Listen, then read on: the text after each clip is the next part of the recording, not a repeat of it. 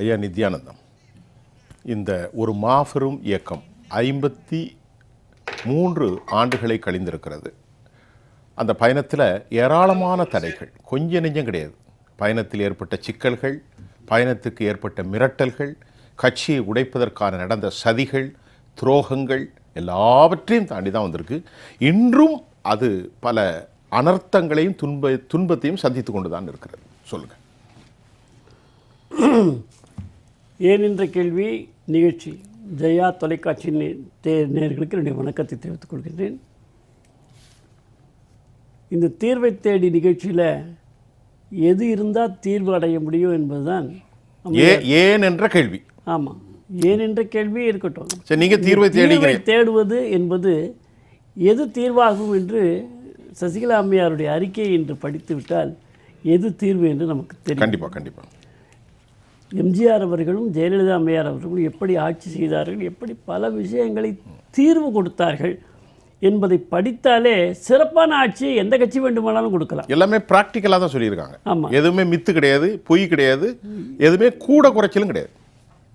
ஏதாவது அடுத்தவர்களை தவறாக எடுத்தெறிந்து பேசியதும் கிடையாது. உண்மை, 100க்கு 100. மிக தெளிவாக அருமையாக நல்ல நடையில் மரியாதையாக சொல்ல வேண்டியதை சொல்லியிருக்கிறார்கள்.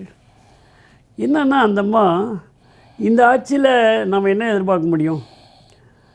தற்கால தமிழக ஆட்சியினுடைய நிதர்சனத்தை வழக்கமான நிதானத்தோடு சொல்லியிருக்காங்க. வழக்கமான நிதானம்.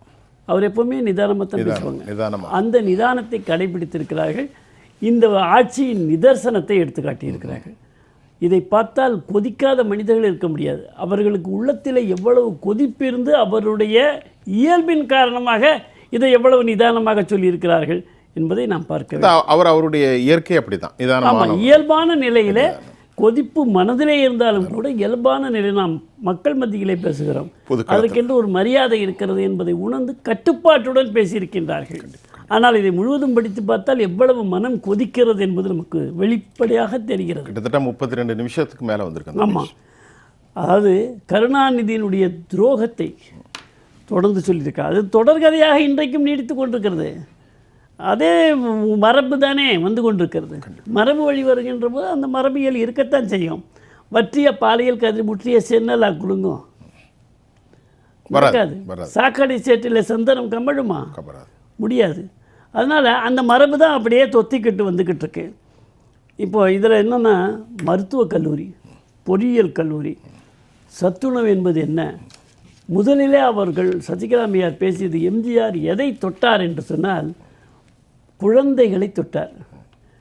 குழந்தைகள் பள்ளிக்கூடத்திற்கு வர வேண்டும், அவர்களுக்கு உணவு, மதிய உணவு கொடுக்கப்பட வேண்டும். பெருந்தலைவர் காமராஜர் அவர்கள் ஆட்சியிலே அறிமுகப்படுத்தப்பட்டு இருந்தாலும் கூட அது சத்துணவாக, நல்ல உணவாக, இன்னும் ஏதோ ஒரு உணவு என்று இல்லாமல் நல்ல சத்துள்ள உணவாக கொடுக்க வேண்டும் என்று சிந்தித்து தான் வாழ்க்கையில் எத்துணை துயருற்று இந்த நிலைக்கு வந்திருக்கிறார் என்பதை உணர்ந்து அந்த குழந்தைகளுக்கு சத்துணவை கொடுத்திருக்கிறார்கள் என்று அம்மையார் குறிப்பிட்டிருக்கிறார்கள். ஆக இந்த குழந்தை பருவத்திலே முடிந்தவுடனே அவன் உயர்நிலைப்பள்ளி வரை படிக்கிறான். அந்த காலத்தில் உயர்நிலைப்பள்ளி 11ஆம் வகுப்பு வரை இருக்கிறது. இப்போ இது மாதிரி மேல்நிலைப்பள்ளியில், உயர்நிலைப்பள்ளி அப்போது 11ஆம் வகுப்பு தான் எஸ்எஸ்எல்சி. அதுக்கப்புறம் பியூசி ஓராண்டு கல்லூரிக்கு செல்ல வேண்டும். ப்ரீ யூனிவர்சிட்டி கோர்ஸ் என்று சொல்வார்கள். அது கல்லூரிக்கு செல்ல வேண்டும். அப்போது ஒரு பல்கலைக்கழகத்துக்கு முன்பாக ஒரு படிப்பு ப்ரீ யூனிவர்சிட்டி, அந்த கோர்ஸு, அதுக்கு 1 இயர். இப்போ இந்த பள்ளிக்கூடத்தை முடித்த உடனே கல்லூரியிலே அவன் கட்டணம் கட்ட முடியவில்லை என்று சொன்னால், போக முடியவில்லை என்று சொன்னால் 11ஆம் வகுப்போடு அவன் படிப்பு முடிந்துவிடும். கதை முடிஞ்சு. எனவே நம்முடைய எம்ஜிஆர் அவர்கள் உயர்நிலைப் பள்ளியிலேயே மேல்நிலைப் பள்ளியாக மாற்றி அந்த +2 என்பதை அறிமுகப்படுத்தினார். +1 +2. ஆமாம். அப்போ 10ஆம் வகுப்பு எஸ்எஸ்எல்சி, பள்ளி இறுதித் தேர்வு 10ஆம் வகுப்பு, ஸ்கூல் ஃபைனல் என்பது 10ஆம் வகுப்பு. அந்த பியூசி 1 இயர் என்றதை 11, 12 சேர்த்து +2 மேல்நிலைப் பள்ளியிலே கொண்டு வந்து விட்டார்கள். அதற்கு இடம் வேண்டும்.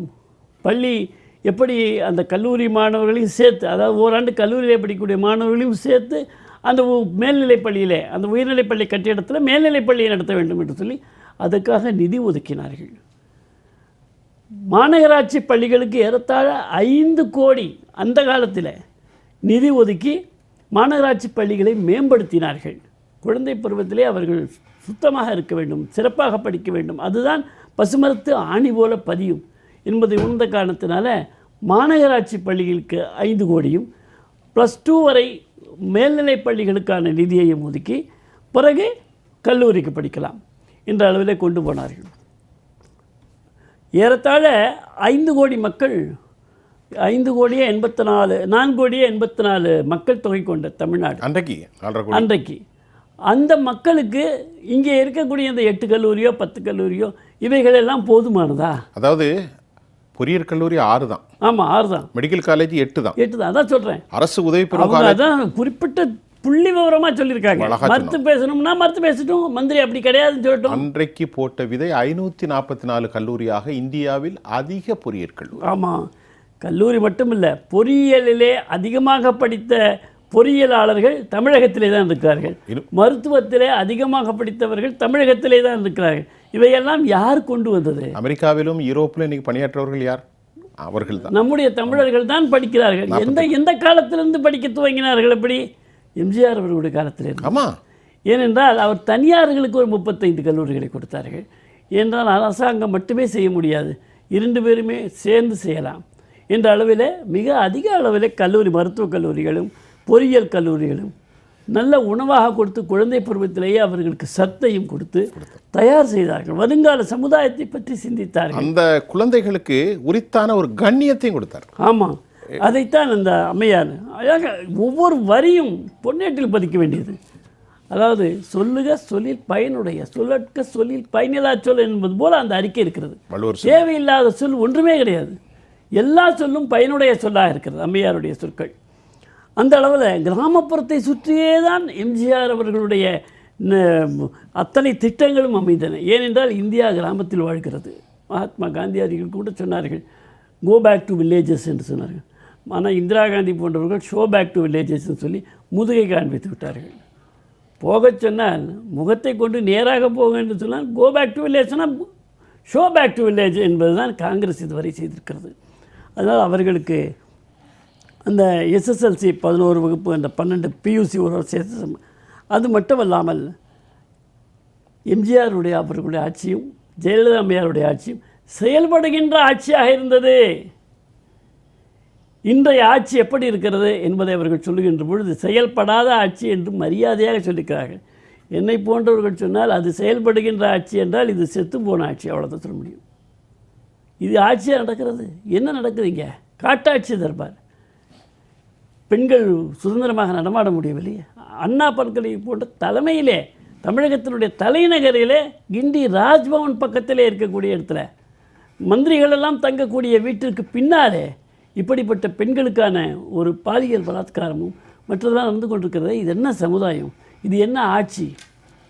41 பேர் ஒரு இடத்துல இறந்து விட்டார்கள். அதற்கு ஒரு கட்சி தலைவரை பொறுப்பாக்கிவிட்டு நாம் அதிலே ஒன்றும் தவறு செய்யவில்லை என்பது பழியை மற்றவர் மீது சுமத்தி தன் பொறுப்பை உணராமல் இருக்கக்கூடிய ஒரு காவல்துறைக்கான அமைச்சர். நான் ஒவ்வொரு முறையும் இங்கே சொல்லியிருக்கேன், காவல்துறையை உங்களால் கவனிக்க முடியும்னா அதுக்கு ஒரு அமைச்சரை தனியாக போடுங்கன்னு. உங்களுக்கு சினிமா பார்க்க நேரம் இருக்கும், காவல்துறையை பார்க்க நேரம் இருக்கு. அம்மா சொல்லியிருக்காங்க. அம்மா என்ன சொன்னாங்க?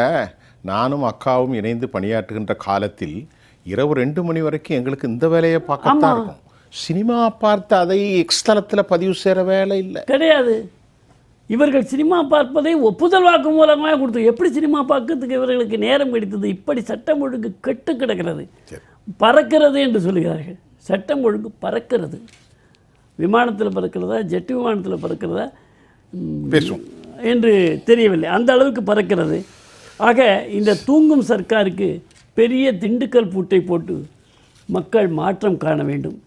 அந்த மாற்றத்திற்கு யாரை கொண்டு வர வேண்டும் என்று சொன்னால் காலத்தின் கட்டாயம் கூட, யார் அந்த மாற்றத்திற்கான தகுதி படைத்தவர்கள் யார் என்று சொன்னால் எம்ஜிஆர் அவர்களோடும் ஜெயலலிதா அம்மையாரோடும் பயிற்சி பெற்றவர்கள்.